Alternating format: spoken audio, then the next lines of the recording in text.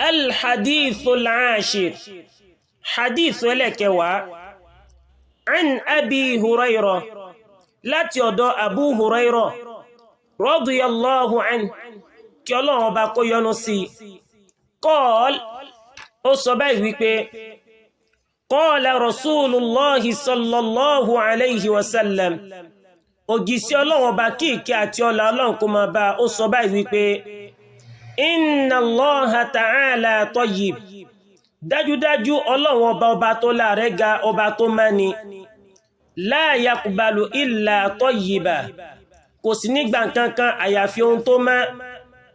wa inna Allaha amara al-mu'minina bima amara bihi al-mursalin àti pé dájúdájú Ọlọ́run ọba pa àwọn mùmínì láṣẹ gẹ́gẹ́ bí ó ṣe pa àwọn òjíṣẹ́ náà láṣẹ faqala ta'ala Ọlọ́run ọba tó láàrẹ́ ga ó wá sọ báyìí wípé ya ayyuhar rusulu kulu minat tayyibati wa'malu salihan Ọlọ́run ọba ní mo pẹ̀yin òjíṣẹ́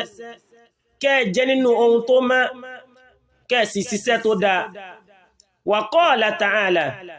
Ọlọ́run ọba tó láàrẹ́ ga ó tó wá sọ báyìí wípé ya ayyuhal ladhina amanu kulu min